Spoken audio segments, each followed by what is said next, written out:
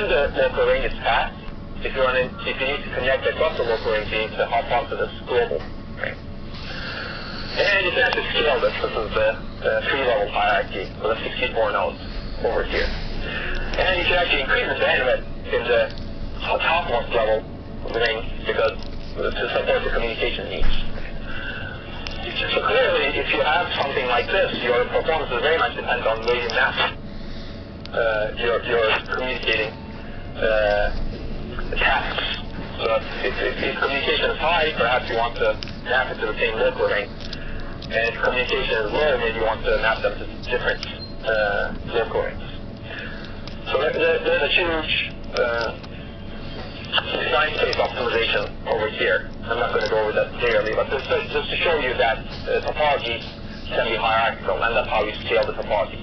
And it doesn't need to be hierarchical rings only, right?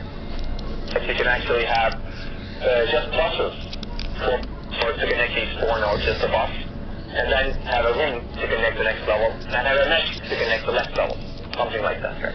That makes it more scalable. And you can have hierarchy of buses also.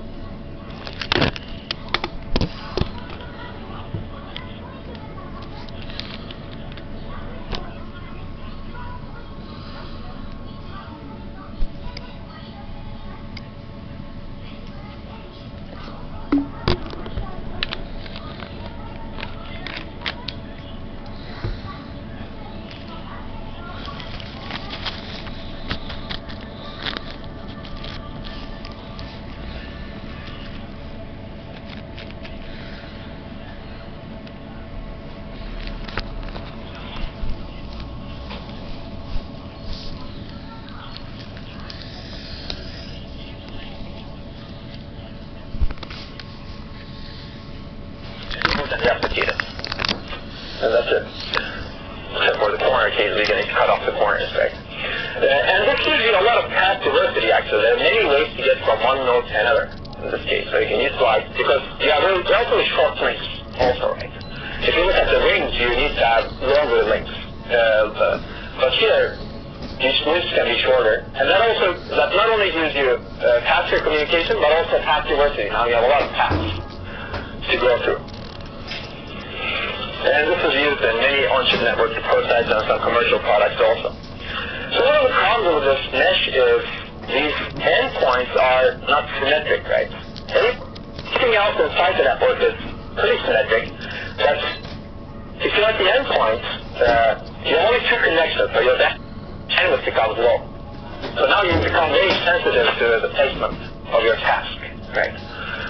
And because your bandwidth is low over here, a lot of the traffic gets pushed inside and you have contention inside. And torus needs to avoid that problem. A torus, essentially, if you think of a torus, is you have the connections continuing that way. And you have connections both in the X, Y, X and the Y directions. So it looks like this, basically. So it's nice now you're less sensitive to placement. Clearly you're only sensitive to how far away your communicating tasks are, right? That's true. You're only sensitive to that as long as you have unequal distances. Even in a point-to-point network, as long as if the links are of unequal length or unequal latency, you're sensitive to the communication patterns. But you're at least not as sensitive now because this avoids that edge problem.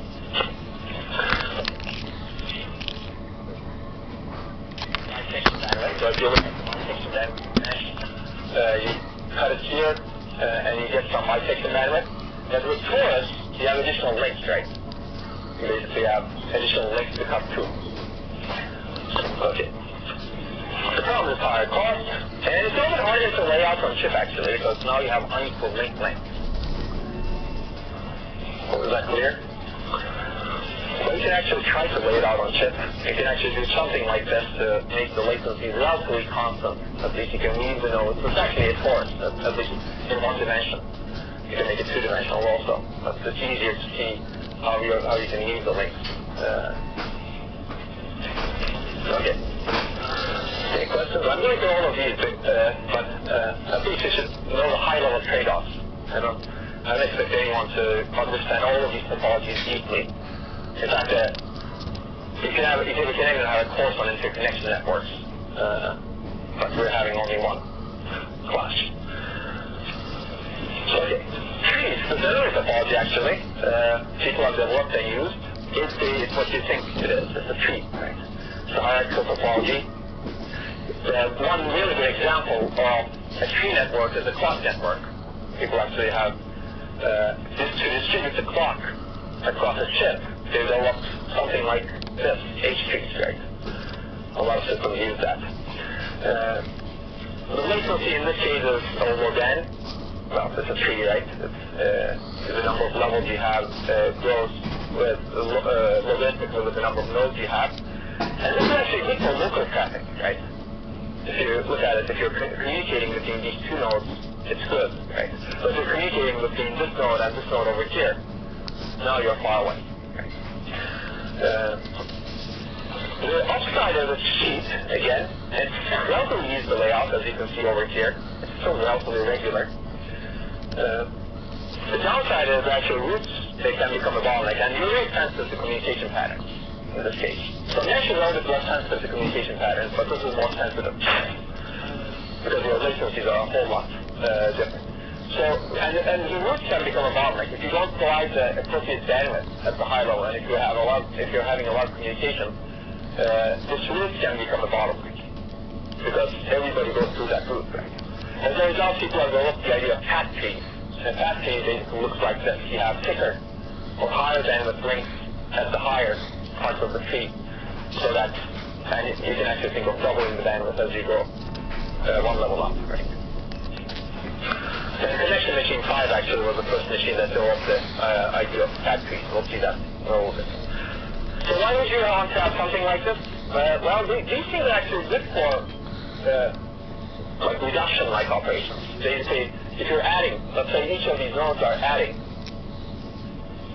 two numbers, and if you're aggregating those additions, it's actually not a bad network, right? You can think of how computation now fits your different communication layouts.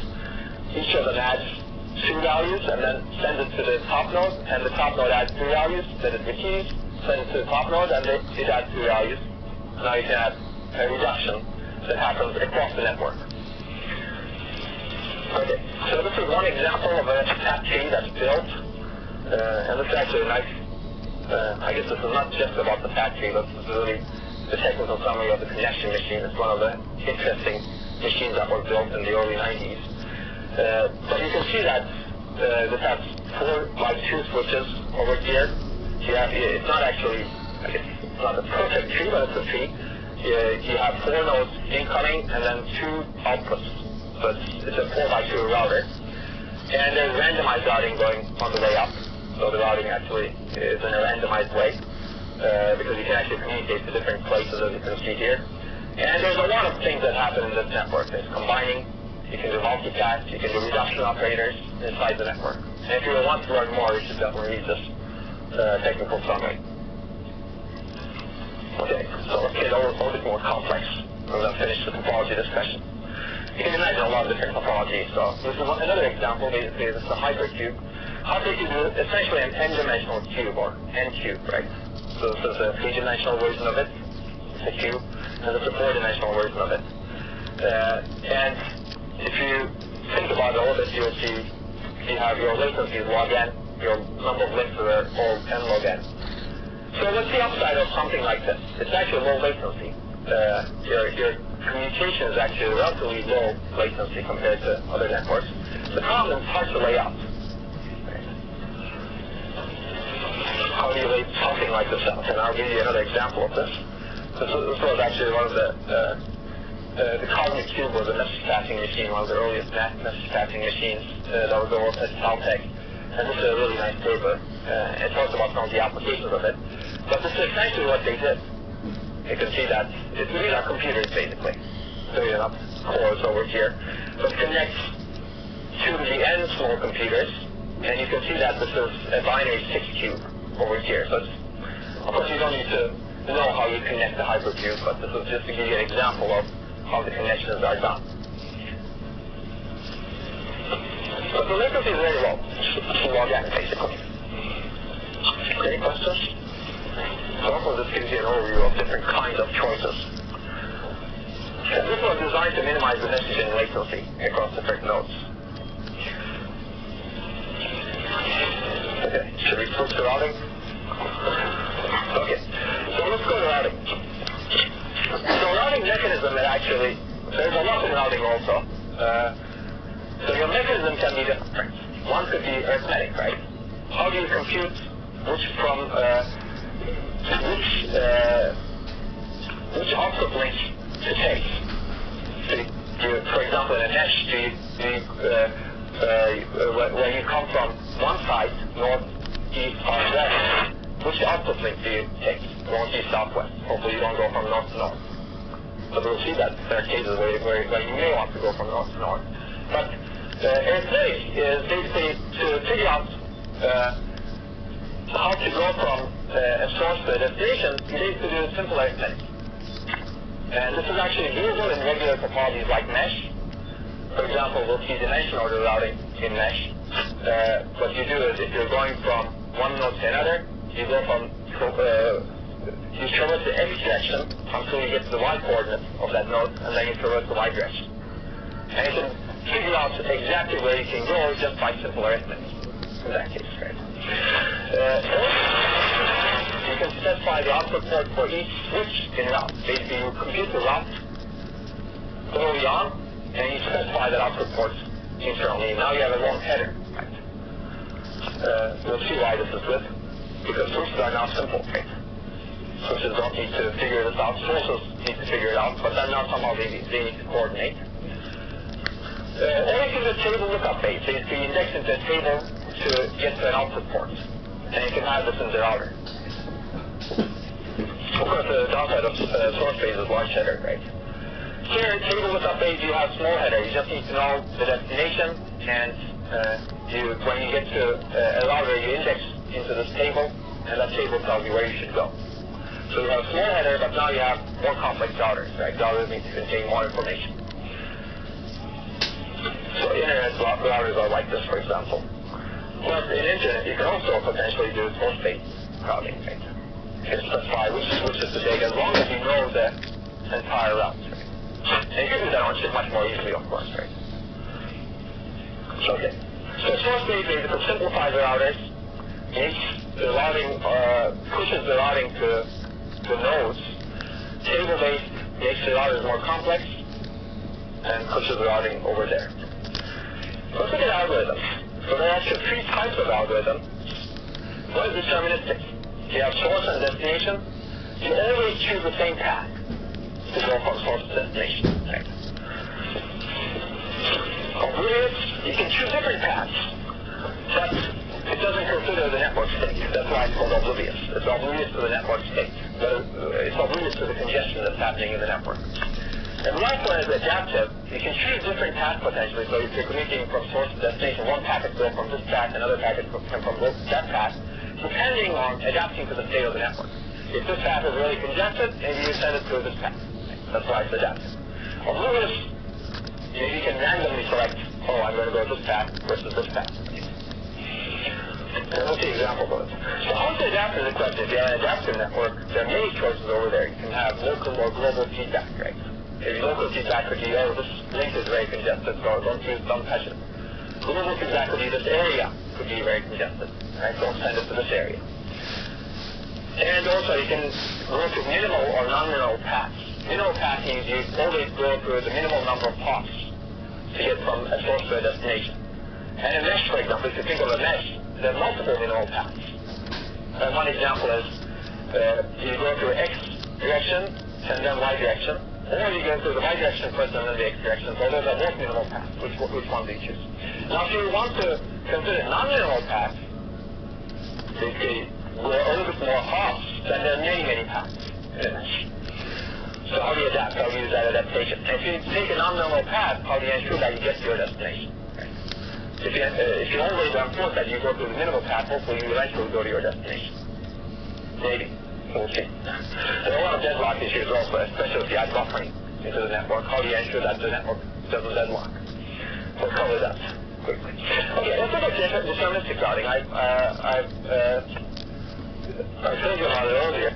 So basically, all packets between the same source and destination pair take the same path. One very popular example of this is dimension order routing. This is what I said basically earlier. You traverse one dimension first, and then you traverse the next dimension. You can do XY routing. For example, Crait T3D, which is actually one of the best performing supercomputers of its time, had this XY routing. And many on-chip networks actually do this because this is really simple. You basically compute it arithmetically, right? You know which Y coordinate you're going to go to. First, you traverse the X direction to get to the Y, and when your Y coordinate of the destination equals the Y coordinate you are in, you start traversing down. Okay, so this is very simple. It's also deadlock free, and we'll see why it is very briefly. There are no cycles in resource allocation. Everybody traverses XY. They don't actually, there's no sequence dependency that you can form across different packets, if you will, because everybody traverses XY. And if you do YX, it's also true. But if you start traversing sometimes XY, sometimes YX, now you can actually form sequence dependencies. The downside is, it could lead to high contention because it doesn't exploit the path diversity very well, right? You're always communicating with the same links between the same source and destination pair. If you think about a mesh, well, there are a lot of nodes on that source and destination pair, right? Remember the thing that I showed you in the last lecture? You have some nodes over here, and you have a node over here. If everybody is doing XY routing, you have a lot of contention on that Y dimension. And that's hard to eliminate if you don't, if you're stuck with this routing. So deadlock, let's discuss this deadlock a little bit. Basically, this is no form of progress. Okay. It's usually caused by circular dependencies on resources. If you look at this, it's not, well, you'll have a slide, so you'll see that. So basically, what's happening over here is each packet is waiting for a buffer occupied by another packet downstream. Let's look at this. So this packet needs to go this way. But this packet is occupying the buffer. This packet needs to go this way, but this other packet is occupying the buffer. This packet needs to go this way, but this other packet is occupying this buffer. And this packet needs to go this way, but this packet, which is waiting for this way, is occupying the buffer. And if you have limited buffers, well, you have this problem. Now, why is this happening? Because now the packets actually can go in different dimensions, right? Basically, you can actually create this circular dependency because of your routing algorithm. Now, XY routing doesn't have this. If you could try to come up with this kind of issue in XY routing, you will not be able to come up with it. So how do you handle deadlock? Basically, one way of handling is avoiding the cycles in your routing. You do dimension order routing, so you cannot build a circular dependency, even if you try hard. And how you do that? Basically, you do it by restricting the turns each packet can take, and that's exactly what XY routing is doing, right? You cannot always turn at any point. You have to turn when you get to the Y dimension. Right? But that's not the only solution, actually. This is a routing-based solution to handle deadlock. And now you see the trade-off, right? It restricts how well you can route. So your routing algorithm is not the best, perhaps, if you do this. Because you can actually have a much better routing algorithm if you didn't restrict the path that you take. One other way, you can avoid deadlock by adding more buffering. Okay. For example, here, instead of having one buffer, you could have many buffers over here. And some of them are provisioned, such that when you run into the situation, you just jump into the next buffer. And if you add enough buffers, actually, to prove that, you can avoid deadlock. But then it's a more costly solution, potentially. And we'll later see virtual channels, the concept of virtual channels. And those are actually added to avoid deadlock.